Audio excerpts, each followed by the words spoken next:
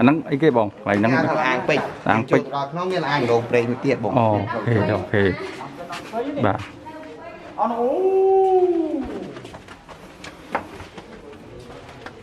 ครับผมตอนนี้กำลังตีสการะบุกเชียร์เก๋นะโอ้นี่บองคนแต่เก๋เขาละอ่างปิดหมวกดอกหมวกลืมปิดโอ้นี่บองคนสมคัญเป็นเมื่อวันนี่บองคนนี่มอนี่เบียร์ดอกพลือดุปิดจังนะบองคนโอ้พลือหล่ออันนี้โอ้นี่ฉลาดผม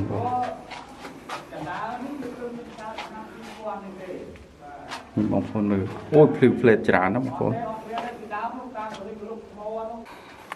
บ้านนี่ต้องกระเปื้อนุ่มกระเป๋าบางคนนั่งกระเปื้อทนนะผมบ้ากระเป๋าทนโดยซาแต่กระเปื้อทนโย่อัดไอ้หมดได้ติจ้ะเชี่ยมได้ยังไงเชี่ยมติหมอทำไหนบ้านนี่มูลหายโดยซาแต่กระเปื้อทนเตี้ยแต่นอกข้างนอกโดยซาแต่เจ้าดิก่อนนั่งจอลุมปีนเต้าจอมกระดาษก่อจังก็เตี้ยปีสิบปอนนี่เต้าใบกะโลแต่มนนั่งกระเปื้อทนนั่งซับก็กลัวกระตุยใบดองก็กลายเต้าเยอะบังกระตุยกระเปื้อมวยดาวไปเชียร์ปวดรูไตรสัตว์ดอสองไงจังนุ่มตรงมอนบ้านดิโอ้ตุ้ยนุ่มตรงมอนที่บอกว่าเนี่ยตุ้ยนี่ผมตรงมอนโดยซาแต่ยังเจ้าอับยังเต้ายังมือเคยนุ่มได้วัดได้กระไรโดนจีเมนได้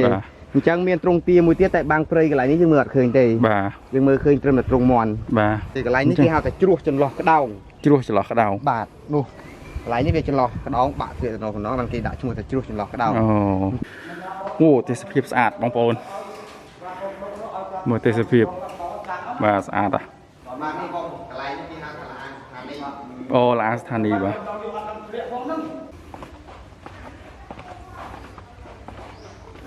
ไหลนี่สะอาดนะบางคนนี่โอ้โหมือ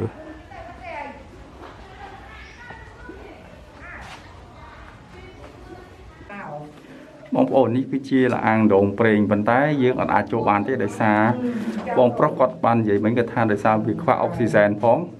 ตีมวยคือยืงบาดหนังวีโจยืงบาดหนังวีโจต้องใจมาวิ่งครูนยังเมาเปล่งได้ปลาไอ้บ้างนะปลาครูนด้วยเปล่งมาเส้นยังยมเรียบครูนนี่ครับผมให้เมียนยังโจตดอกน้องให้ยังโจตดอกน้องเมียนปลอกมวยมาหมายบนช่วงนั้นคือตดอกบาดนมให้กระทงคลังมาพีเต้าก็เกได้ช่วงทางโดเปล่งจงบองปนมาเตสเพียบสะอาดมาเตสเพียบสะอาดมาเต้นบ้านนี่เนี่ยเราเจ้ารูปเจ้าสำลักรูปจำลังรูปเนี่ยนะเกี่ยวกับมันนี่ใส่บ่งลูกตามันนี่ไอ้ลูกตาบอกได้กอดเยี่ยมมาจ้างอ่างหนูตีเลยจังกอดมองสมาธิดังนี้แล้วเกิดเธอรูปสำลักรูปสำลักสำนางเราเนี่ยน่าเกี่ยมันได้จะต้องเอาโอนอยู่กับนุ่มเรินอยู่ในเปรี้ยชบ้านในท่อต่างจิตนี่เราจะจิตมกไอ้ยังเป็นเตี้ยในคนบ้านก็สร้างบอลนังเจ็ดเพื่อบอลจังโดยซาแต่เกลืองนกดาสมอดโดยซาแต่เนี่ยสายสอนน้องจะบูตึกสมอดโดยริงเต้าก็ดูเด็กดูสลับนนท์หนึ่งเต้าจมยังเกิดมอม้อยสปาบอกไงนี่จะบึกบ้าจะกราวว่าจะกรอมจึงลังเลยจึงลังเลยได้มาค่าตุกมุกประตอบไก่ได้มุกปูทองสะดวกจึงลังเลยโอเคด้านเนี่ยโดยการขัดนาป่ะ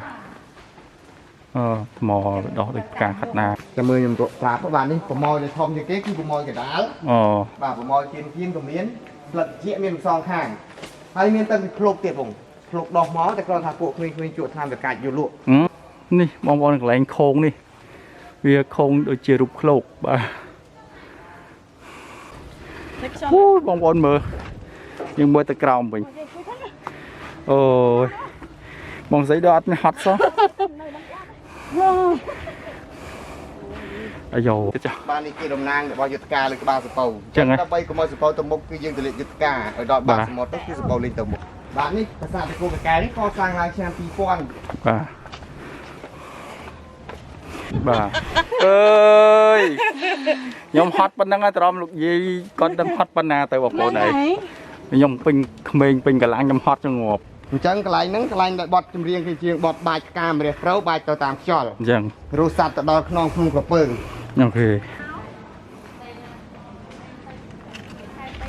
มาบางพวานนี่คือจีพนมสัมเปอร์ បាទហើយនេះកន្លែងដែលជាដូចជាចលងមួយដែរបាទ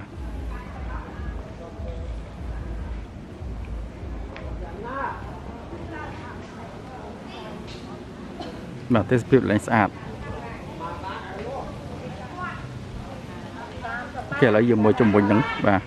អញ្ចឹងក្នុងសំពៅឥឡូវហ្នឹងមានភ្ញៀវជាតិនិងអន្តរជាតិមកលេងច្រើនបាទ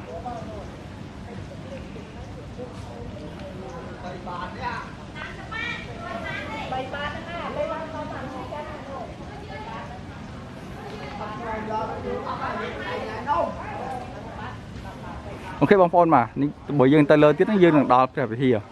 បាទនេះព្រះវិហារនេះបាទប៉ុន្តែលើកនេះខ្ញុំចូលមកខ្ញុំទៅសម្ដៅទៅ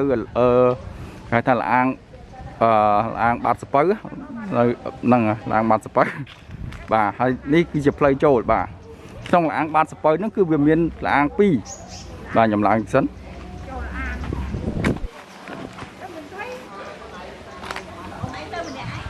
បាទបងប្អូននេះចឹងខ្ញុំចោះលាងបានហើយបាទបាត់ស្ពៅហ្នឹងវាមានលាង2លាងមួយគេហៅលាងពេជ្រហើយមួយទៀតហៅលាងបាតលាងដងប្រេងបាទប៉ុន្តែខ្ញុំអត់ចូលលាងដងប្រេងទេបាទដោយសារលាងដងប្រេងគឺវាមិនវាល្ងឹតទេបងវាល្ងឹតហើយទី1គឺយើងអត់មានអុកស៊ីសែនអូវាល្ងឹតហើយយើងអត់មានអុកស៊ីសែនបាទអញ្ចឹងខ្ញុំមកនេះគឺខ្ញុំមកជាមួយបងប្រុសម្នាក់បាទគាត់គឺជាធួរកាយរបស់ខ្ញុំបាទអូខេចុះបងប្រុសគាត់នឹងនាំខ្ញុំទៅលាងពេជ្របាទអូខេបងតោះទៅ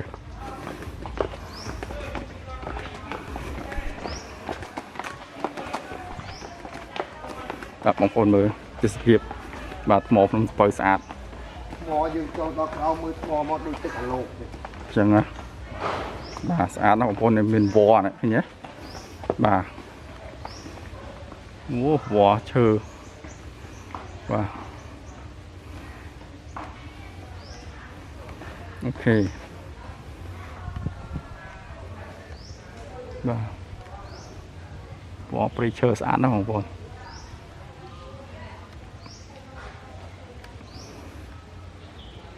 អូខេខ្ញុំចុះទៅក្រោមទៀត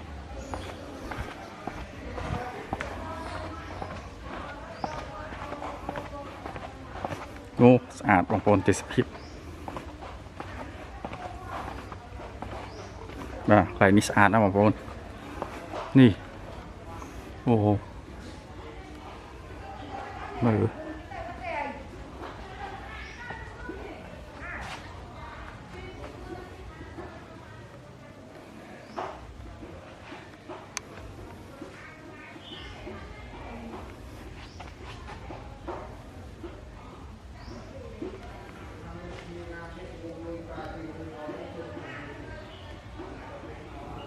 បាទគឺស្អាតអញ្ចឹងវាលាងពេជ្រហ្នឹងគឺជាមិនខុសពីលាងផ្កាស្លាហើយនឹងលាងខ្យល់ទេគឺវាមានថ្មកបោថ្មជាតិកបោថ្មដុសបាទហ្នឹងអញ្ចឹងខ្ញុំចុះតាមហ្នឹងហើយតាមចដាហ្នឹងបាទនេះបងប្អូនមើលស្អាតទេសភាពអូខេខ្ញុំចុះទៅក្រោមអញ្ចឹងក្នុងនោះវាមានលាង2មួយលាងពេជ្រមួយលាងដងប្រេងបាទតែយើងអាចចូលក្នុងអាងដងប្រេងបានដោយសារវាអត់មានអុកស៊ីសែនអញ្ចឹងខ្ញុំចុះទៅក្នុងលាងពេជ្របាទលាងពេជ្រហ្នឹងគឺវាមានតែថ្មដែលវាដុសថ្មដែលខ្ញុំមកខាងមុនខ្ញុំថាបារ៉តអីហ្នឹងតែពិតមិនមែននេះគឺជាថ្មកំបោរបាទតែវាស្រក់នៅកន្លែងណាវាដុសនៅទៅនឹងអូទេសភាពស្អាតបងប្អូនមើលទេសភាពបាទស្អាតអូឡានស្ថានីយ៍បាទបងប្អូនអញ្ចឹងកន្លែងនេះយើងចុះមកហ្នឹងគេហៅថាលាងស្ថានីយ៍ដែលខ្ញុំនិយាយមិញថាលាងបាតដងបាតអីមិញហ្នឹងវាស្គាល់ច្បាស់បាទហើយនៅស្នាមដៃខ្ញុំគឺមានលាងដងផ្លូវចូលទៅលាងដងប្រេងអានេះគេហៅថាលាងពេជ្រអញ្ចឹងយើងចូលទៅដល់ក្នុងហ្នឹងគឺមានលាងមួយឈ្មោះថាលាងដងប្រេងដែរយើងចូលទៅដល់ក្នុងមានស្នាមដៃបាទលាងនេះបងណាបាទនេះបងមាត់ច្រកចូលបាទចាំតិចបងខ្ញុំបែរកាមេរ៉ាបងប្អូនមើលជុំវិញនេះសិនមើលតាមអាងទេសភាពហ្នឹង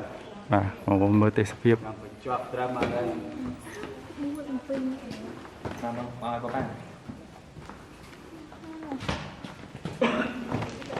mà sạch ok là châm chô là bà anh nắng ấy cái bông lại nắng ăn pịt ăn pịt nó mới là ăn đồ bể tiệt bông ok ok bà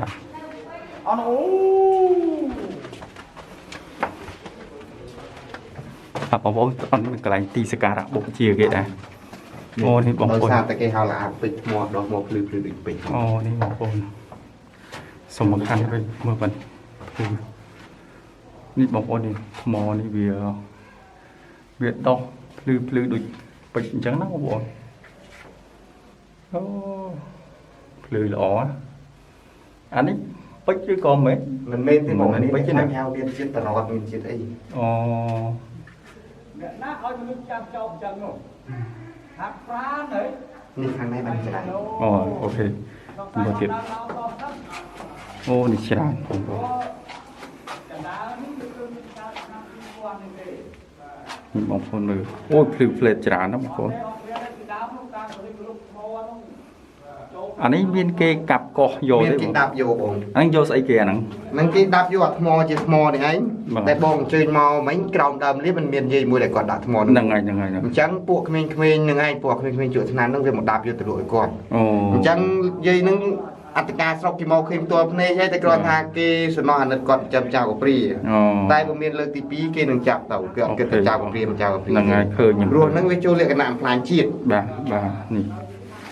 ចឹងអានេះខ្ញុំអត់ដឹងទៅហៅថាជាស្អីទេបាទខ្ញុំបាទដូចជាវាជារ៉ែមួយដែរបងប្អូនវាដូចមាសដូចត្បូងដូចអីចឹងបងប្អូន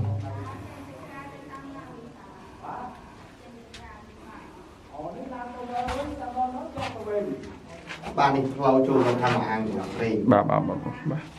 ចឹងកន្លែងនេះវាមានទីសក្ការៈបូជាគេមួយដែរបងប្អូនចូលរូបចូលសម្លាក់រូបចម្លាក់រូបអ្នកណាគេបង តាមនេះអីស្អីបង លោកតាមនីអី តាបោះតែគាត់យាមម្ចាស់អាងនៅទីនេះ អូ អញ្ចឹងគាត់មកសមាធិដល់នេះទៅគេធ្វើរូបដំណាក់រូបសម្លាក់តំណាងដល់ អូអ្នកណាគេមនុស្សអ្នកណាគេកាមុន គាត់ជាលោកតាអីស្អីតែគាត់ថាពេលនេះទៅគាត់ខូចចឹងទៅគេយកជារូបសម្លាក់មក អូចឹងទេ ដើម្បីឲ្យដឹងថាកន្លែងនេះជាកន្លែងសក្ការៈមួយ អូខេ បាទនេះផ្លូវទៅអាងនោះ ចឹងហ៎ខ្ញុំអាចមើលតិចសិនឲ្យបងប្អូនមើលសិនអូខេបងប្អូនឥឡូវខ្ញុំចូលអូអញ្ចឹងដងព្រេងយើងចូលបានទេ បាទនេះផ្លូវយើងមិនអាចចូលបានទេ សូមបែរកាមេរ៉ាតិចបងប្អូននេះគឺជាលអាងដងព្រេងប៉ុន្តែយើងអត់អាចចូលបានទេដោយសារបងប្រុសគាត់បាននិយាយមិញគាត់ថាដោយសារវាខ្វះអុកស៊ីសែនផងបាទ ទី1គឺយើងពិបាកនឹងវាចូល អូយើងពិបាកនឹងវាចូល ទៅចេញមកវិញខ្លួនយើងខ្មៅដូចព្រេង អូដោយសារប្រឡាក់បងណា ប្រឡាក់ខ្លួនដូចព្រេងម៉ាស៊ីនយើងយកលាបខ្លួនទេបងហើយមានយើងចូលទៅដល់ក្នុងហើយយើងចូលទៅដល់ក្នុងមានប្រឡោះមួយ1.4 ម៉ែត្រជ្រុងហ្នឹងគឺទៅដល់បាតភ្នំហើយក៏ធំខ្លាំងមកភីទៅក៏គេដាក់ឈ្មោះថាអាងដងព្រេង អូចឹងសោះអូខេឥឡូវយើងចេញទៅវិញហ្នឹងចឹងនេះលោកយាយគាត់មកអុជធូបបាទសុំបួងសួងសុំសេចក្តីសុខបាទ đây xong mình làm gì vậy lục ta ơi lúc lúc vì là ăn còn một ban đầu thường bên chui phun sợ ăn ở đuôi thật để trả tốt ở cô chụp ở sọc mình lên chụp được pre cho ban được thoa tăng cái chuyện đi thôi ta chuyện một hai vì ăn bình tiền để còn ban co sang bon nâng trên vừa bon có sầm về chu chú cua lục dê chú cua chú phụt thoa và xong và ong cố và ong nơi tìm đi nơi nôm dùng tục đi ấp nôm được bơ đi bơ xong rồi ban chùm này bon mà nâng nhom cần na hay và phụ nhiệt tại nơi nâng bay cho xa nơi tìm đi xong rồi nhom ruồi phát chạy tốt anh làm anh nhom chua cồn đỏ anh cồn chân cuộn công còn ai con chạy khai ai con nhom đằng luôn đằng gan chạy đằng khoa đằng miên bữa sắp ngày đi ăn đằng đê ăn tại lúc gì đồng ta lúc nhom na sau áo con là nhom ăn một buông xuồng thì cua lúc gì luôn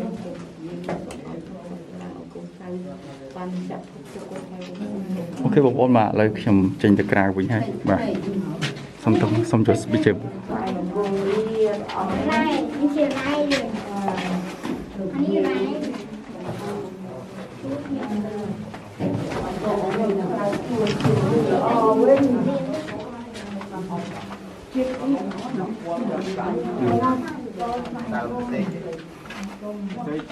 ta bong dần trên ngay trong mưa mọt đốc này tôi chưa được người xây phổ thông mọt đốc ấy ông ra được nước mấy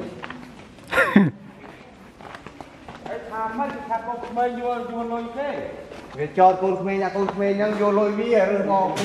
chômยังเกิดหมอไม้สบายบอกไงแบบโอเค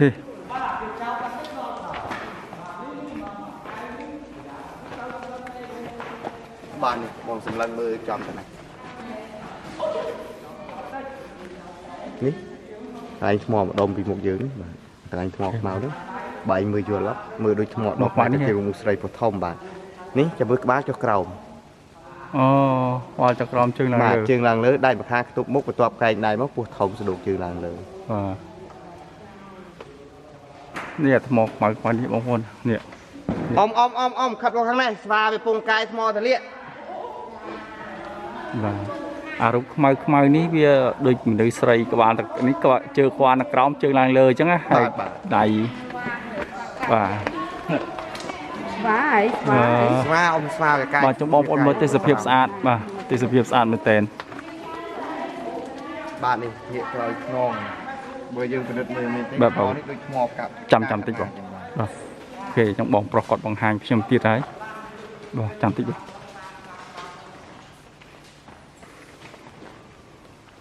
អូខេបាទនេះដូចការខាត់ណាដូចការខាត់ណាបាទថ្មដោះដូចការខាត់ណាចឹងយើងទៅខាងមុខទៀតមានមកដោះខ្លាយទៅជាដំរីប្រម៉ោយ3អញ្ចឹងហ៎ថាដំរីកណ្ដឹង 3000 នេះដោះពីធំនេះយើងឡើងទៅយើងឡើងទៅណាវិញឡើងទៅចំកពូប្រាសាទយើងឡើងពីបាតសពៅដើម្បីទៅរកពីលើសពៅវិញឡើងពីបាតសពៅទៅលើសពៅវិញខាងលើសពៅវិញចំកដាក្បាលចំពីលើក្បាលសពៅដល់លើក្បាលសពៅហ្មងហ៎បាទនេះដំរីប្រម៉ោយ3ពូថាដំរីកណ្ដឹង 3000 ណាអញ្ចឹងបាទនេះចាំមើលខ្ញុំប្រាប់បាទនេះប្រម៉ោយដែលធំជាងគេគឺប្រម៉ោយកដាលបាទប្រម៉ោយគៀនក៏មានផ្លិតជាមានសងខាងហើយមានតែភ្លុកទៀតបងភ្លុកដោះមកតែគ្រាន់ថាពួកក្មេងៗជក់តាមប្រកាច់យកលក់មកជាចឹងទៅបាទតាមនោះអ៊ំជិះឡានតាមវាសិនអូនណាបាទអូនបាទសុខសប្បាយចឹងរូបនេះបើយើងបើតាមខ្ញុំយល់អានេះគឺជាប្រម៉ោយមួយបាទអានេះវាជាប្រម៉ោយមួយទៀតបាទអានេះវាជាប្រម៉ោយមួយទៀតបងប្អូនចឹងហើយតែលើហ្នឹងវាដូចជាក្បាលដំរីយ៉ាងហេបងប្អូនតែវាមានថាមានគាត់ថាមានភ្លុកដែរតែក្មេងៗកាច់យកលក់បាត់ហើយនេះស្នាមកាច់ភ្លុកស្នាមភ្លុកចានេះបងស្នាមកាច់អូនេះស្នាមកាច់នេះស្នាមកាច់នេះបងប្អូននេះវិញនេះបាទអូស្អាតទេសភាព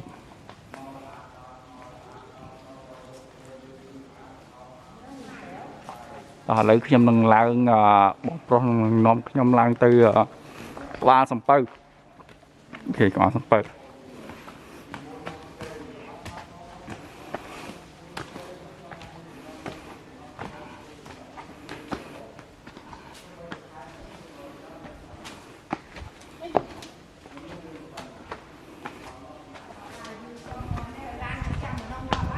នេះយើងឡើងទៅចង់កពូប្រាសាទដែលអ៊ំមើលពីក្រោមឃើញហ្នឹងឡើងទៅចង់កពូទៅដល់អូយបាទនេះមកខោងខ្លាយទៅជារូបឃ្លោកចាំតិចមកចុកដៃនេះបងប្អូនកន្លែងខោងនេះវាខោងដូចជារូបឃ្លោកបាទ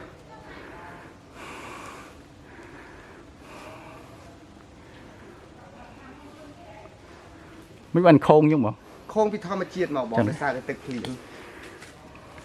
យើងជាតិអាស៊ីតថ្មជាតិកបោកាលណាតែខោងទៅដូចឃ្លោកទៅអូខេ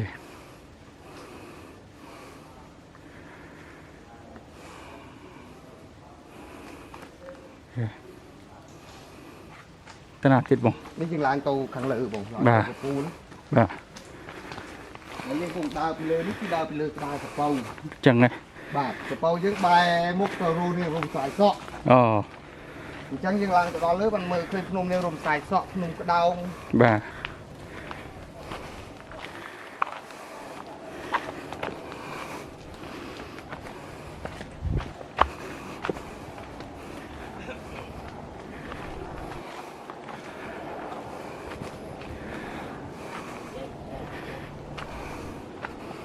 អូខេកម្លាំងទៅលើទៀត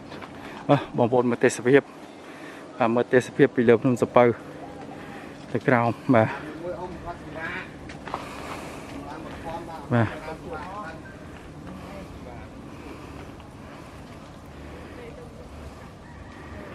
អូខេឥឡូវខ្ញុំឡើងទៅលើទៀត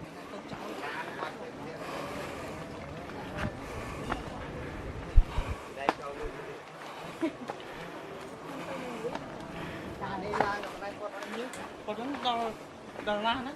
គាត់ជិះពីហ្នឹងដល់ឡាន អត់ដល់ឡានទេដល់កន្លែងយើងឡើងមិញតា នឹងឲ្យដល់កន្លែងបាត់យើងចង់ភាសាទៀតដល់ឡាន អើយខ្ញុំហត់ប៉ុណ្ណឹងហើយត្រមលោកយាយគាត់ដឹងហត់ប៉ុណ្ណាទៅបងប្អូនអើយខ្ញុំពេញក្មេងពេញកន្លាញខ្ញុំហត់ចងប់ឯងបងប្អូនគាត់ចាស់ទៀតថ្ងៃក្រោយមកទៀត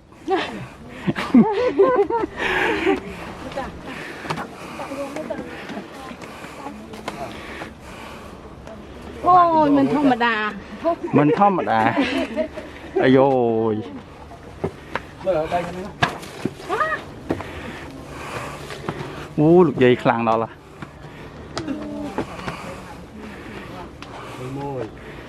យោហត់មើលតែអូយបងប្អូនហត់ ឲ្យលឿននិយាយនេះគាត់ មេត្តាករណានិយាយផងកុំលឿនពេក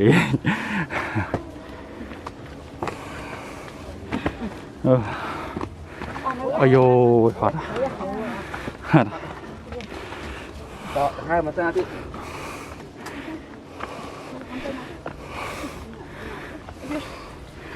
អូបងប្អូនមើលយើងមើលទៅក្រោមវិញអូយបងស្រីដល់អត់ហត់សោះអាយអូខេឥឡូវខ្ញុំដើរទៅកន្លែងបងប្រុសដែលជាកាយខ្ញុំវិញទៀតព្រោះ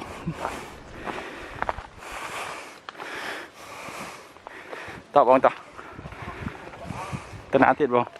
ឡើងទៅលើបងឡើងទៅកពូប្រាសាទនេះ កពូប្រាសាទ ឃើញ បាទ ឡើងទៅដល់លើបានយើងមើលឃើញភ្នំនេះរំសាយសក់និងភ្នំបណ្ណន់ហើយនិងភ្នំក្តោង ចឹង អញ្ចឹងអ្នកបងគង់ដើរពីលើនេះគឺដើរពីលើក្បាលសពៅ បាទ សពៅយើងពីមុនពេលណាដែលខឹបមានរបស់យុទ្ធការបង អញ្ចឹងហ៎ ទៅលាកយុទ្ធការនឹងបាតសមុទ្រហ្នឹងដើម្បីកុំឲ្យសពៅហ្នឹងទៅមុខបាទនេះ បាទ រូបគេតំណាងរបស់យុទ្ធការលើក្បាលសពៅអញ្ចឹងបងជឿឡើងរាល់ហើយឃើញមានសវៈ អូទេសភាពលើបងប្អូនស្វាច្រើនអញ្ចឹងយើងមើលទេសភាពទៅអូខេទៅលើទៅចុះ បាទនេះគឺតំណាងរបស់យុទ្ធការលើក្បាលសពៅ ចឹងហ៎ ដើម្បីកុំឲ្យសពៅទៅមុខគឺយើងទៅលាកយុទ្ធការឲ្យដល់បាតសមុទ្រទៅគឺសពៅលេងទៅមុខ បាទបាទអូខេតោះស៊ូ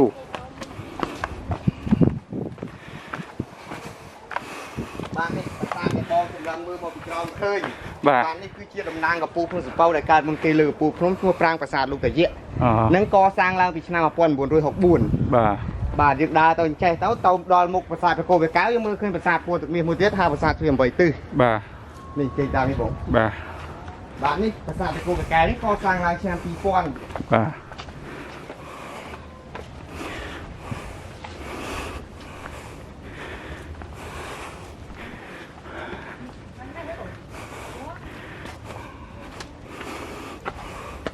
បាទនេះបងសម្លឹងមើលទៅចេះឃើញភ្នំមានរំសាយសក់ បាទនោះអូក្នុងកាមេរ៉ាបាត់ឃើញរៀងឆ្ងាយ បាទ ពេក នេះបងគង់ឈោពីលើគឺឈោពីលើក្បាលសពៅសពៅយើងតម្រង់ទៅរកនាងរំសាយសក់ បាទ អញ្ចឹងនាងរំសាយសក់នៅខាងនេះបាទនេះ បាទ បាទនេះក្នុងនាងរំសាយសក់ បាទ ហើយសពៅយើងពីមុនគេមានប្រើម៉ាស៊ីនទេគេប្រើក្តោងកាលណាតែខ្យល់បក់មកបានទៅមុខបាទនេះភ្នំក្តោង អូនេះខ្ញុំក្តោ ក្តោងសពៅដាច់ព្រាកទៅនៅខាងនោះ បាទ ធំណាភ្នំក្តោងទូច ក្តោងធំបើភ្នំសពៅយើងក៏ធំដែរសពៅពីមុនធំមកបង3គីឡូ4ជ្រុង បាទ ភ្នំនេះ3គីឡូ4ជ្រុង បាទ អញ្ចឹង3គីឡូ4ជ្រុងហ្នឹងគឺសពៅពីបុរាណមកបាទពីមុនមកនេះសពៅនេះគ្រឿងនៅកណ្ដាលសមុទ្រ អូ អញ្ចឹងដោយសារតែគ្រឿងនៅកណ្ដាលសមុទ្រដោយសារតែនាងខ្សែសក់ហ្នឹងច្បូតទឹកសមុទ្រឲ្យរីងទៅក៏ដួលដេកដួលស្លាប់នោះហ្នឹងទៅ បាទ យើងឡើងទៅខាងនោះអត់មើលឃើញភ្នំកពើភ្នំទ្រង់មាត់ទ្រង់ទីនឹងវត្តដើរកន្លែងដូចជីក្មេង អូខេ អញ្ចឹងកន្លែងហ្នឹងកន្លែងដែលបត់ចម្រៀងគឺជាងបត់បាច់ផ្កាម្រះព្រៅបាច់ទៅតាមខ្យល់ អញ្ចឹង រស់សัตว์ទៅដល់ខ្នងភ្នំកពើ អូខេ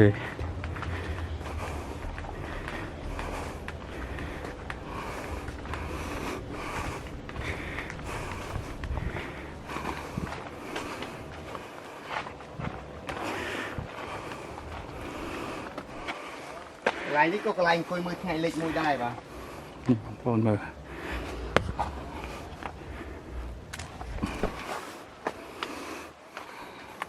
បាទនេះភ្នំកពើ នោះភ្នំកពើបងប្អូននោះ ហ្នឹងកពើអាធន់ណាបង បាទកពើ មូល ធំ ហេតុដោយសារតែកពើអាធន់ អាយយអត់អីមុតដៃបន្តិច ឈាមដែរយ៉ាងនោះ ឈាមបន្តិចថ្មមិនអីណៃ បាទនេះមូលហេតុដោយសារតែកពើអាធន់ខ្ទាតទៅនៅខាងនោះ បាទ ដោយសារតែចៅវិកលហ្នឹងចោលលំពេងទៅចំកណ្ដាលក អូ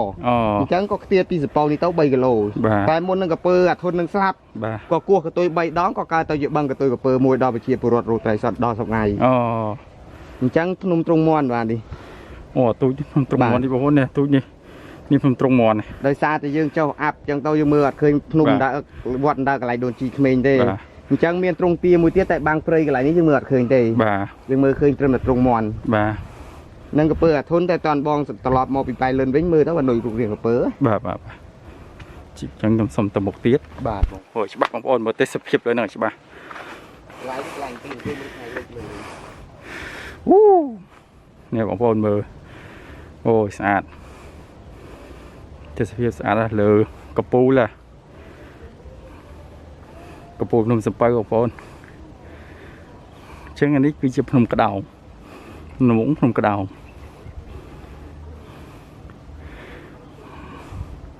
ជាប់ភ្នំនោះភ្នំអីគេបង ណាបងអាហ្នឹងរំខ្សែសក់ អូ តពីខ្សែសក់មកបាននន់ បាទ សក់ធ្លាក់អន្តាយរហូតដល់បាននន់បាននេះបាននន់ អូអូខេ ទីនេះទៅ9គីឡូ បាទអូអានេះកន្លែងយើងចុះក្រោមមិញហ្នឹងណាបង អត់មែនទេកន្លែងយើងចុះក្រោះមកនោះទេកន្លែងនេះគេហៅថាជ្រោះចន្លោះក្តោង ជ្រោះចន្លោះក្តោង បាទនោះកន្លែងនេះវាចន្លោះក្តោងបាក់ធ្លាក់ទៅក្នុងហ្នឹងបានគេដាក់ឈ្មោះថាជ្រោះចន្លោះក្តោង អូ អញ្ចឹងតបូលក្រហមកន្លែងនោះកន្លែងដែលលាអាងដែលបងសួរខ្ញុំថាទៅខាងគិរីរំគឺកន្លែងនោះឯងកន្លែងលាអាងលខោនិងលាអាងតែងខ្លួនដែលគេស្លាប់មនុស្សពីសម័យប៉ុលពត អូខេ បាទហ្នឹងកន្លែងតបូលក្រហមហ្នឹងពីមុនមិនមែនជាពហិយទេ បាទ កន្លែងហ្នឹងគឺជាគុកឃុំឃាំងរបស់មនុស្ស អូ គេយកមនុស្សទៅឃុំឃាំងនៅហ្នឹងប្រហែលជាមួយអាទិត្យរួចគេផ្អត់បាយផ្អត់ទឹកគេជ្រូយកអ្នកដែលចេះដឹងហ្នឹងទៅស្លាប់នៅក្នុងលាអាងលខោន អូ តែដល់ទៅពេលមានលោកគាត់មន់មកអញ្ចឹងទៅលោកក៏ជួសជុលឡើងទៅជាពហិយទៅ អូខេអូខេអរគុណបងប្អូនចឹងអរគុណច្រើនបងប្រុសបាទចឹងវីដេអូគឺចប់ប៉ុណ្ណឹងបងណា បាទយើងចប់ណៃ បាទចឹងវីដេអូនេះចប់ប៉ុណ្ណឹងហើយបាទលីខាងនេះគឺជាកពូផ្សារបាទ នឹងឯងតំណាងកពូលឲ្យពោះជាងគេបាទប្រាសាទពណ៌ទឹកមាសហ្នឹងប្រាសាទធាម8ទិសនឹងកសាងឡើងឆ្នាំ2000កពស់33ម៉ែត្រសរីរូបធាតុនៅខាងលើ អូខេចឹងវីដេអូខ្ញុំចប់ប៉ុណ្ណឹងបាទអរគុណបងប្អូនដែលបានតាមដានទស្សនាវីដេអូរបស់ខ្ញុំមកតាំងពីដើមរហូតដល់ចប់បាទខ្ញុំបាទភិរាសូមអរគុណសូមជម្រាបលាបាទ